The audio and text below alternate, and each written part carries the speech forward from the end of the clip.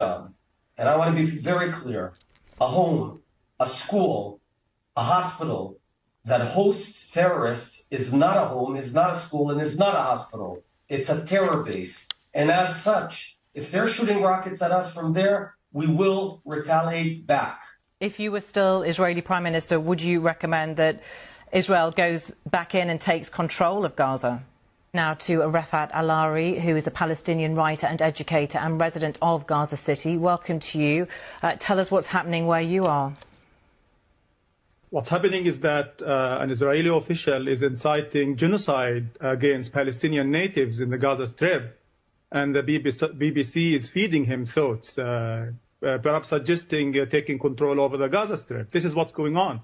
The Western mainstream media is being complicit, whitewashing Israeli crimes. I think you'll find that there were questions, quite legitimate questions, to be asked of a former Israeli Prime Minister. I'd love to know what's happening there where you are, sir. The war criminal before me was suggesting bombing schools and homes and hospitals, and you said not a word to push back against that. Anyway, he was talking about if there's Hamas militants in those buildings, I think, for clarification. This preemptive attack by Palestinian resistance is legitimate and moral. This is exactly like the Warsaw Ghetto Uprising. This is the Gaza Ghetto Uprising against 100 years of European and Zionist colonialism and occupation.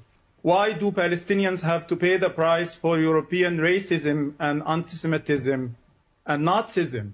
We have been under occupation for over 75 years. The situation is extremely difficult in Gaza currently. We talk about more than 200 Palestinians killed, homes bombed, residential buildings bombed, ambulances bombed. We talk about more than 1,500 injured.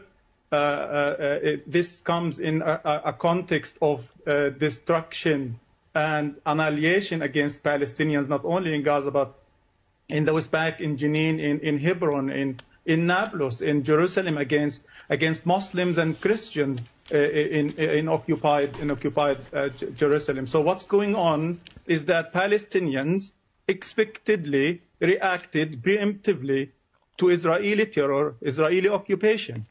In March 2023, Israel killed several Palestinian leaders and said they were planning an attack against Israel. Well, Israel exists, the Israeli occupation exists, and the Palestinians have every right to react by all means possible, by all means necessary. And this is not easy for Palestinians. I want to use Hamlet's proverbial sea of troubles. We know Israel is going to kill us anyway. We are starving, we are being besieged, we are being dispossessed, we are being displaced. We know all of these. Israel is going to kill us anyway. Israel wants us kneeling, and Israel chooses to kill us when it wants to kill us. So why not fight back and die in dignity? This is the lesson that Israel and the West have to understand, that you can't oppress, occupy people for about 100 years and not expect people to react, to defend their very existence. How much support does Hamas have there? This is not about Hamas. If you frame this as Hamas, this is about 12 million Palestinians in Gaza, in the West Bank, in Jerusalem. It's not me framing this as Hamas. Hamas have launched these attacks on Israel. Of course, yeah, and the attacks against military bases. Israel is using its third-class Jews in Kibbutzim near Gaza as human shields, and you have seen the videos, and you didn't also push back against that. Most of the captives were soldiers, some of them taken literally from inside their tanks.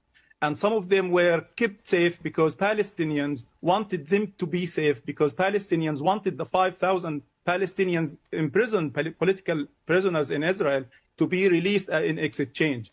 But the support here is popular, even from factions belonging to Fatah, Islamic Jihad, leftist factions. They participated in these preemptive, legitimate and moral attacks against Israeli military posts, against Israeli tanks. You've seen the tanks, you've seen the Israeli military, and even the civilians, they were treated honorably, they were respected. There were videos of Palestinian freedom fighters telling those Israeli civilians that we're not going to kill you, although these are settlers living in populated areas.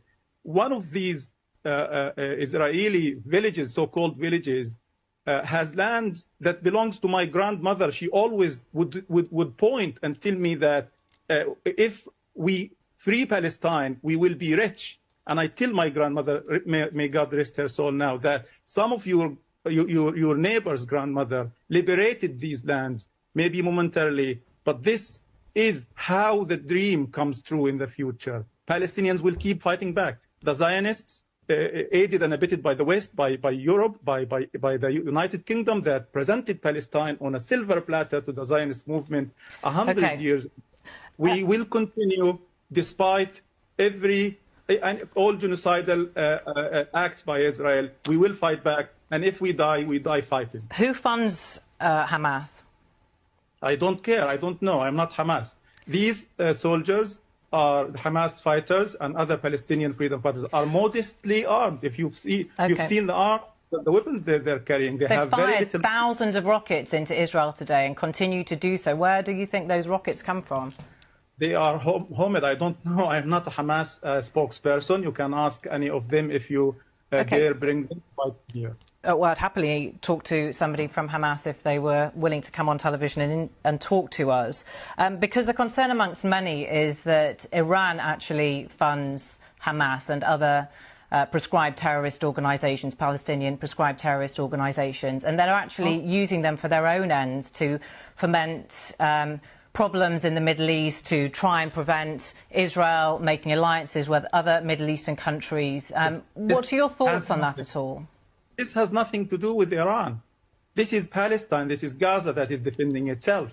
Anybody mentioning Iran is trying to make Palestinians look even more evil and justified.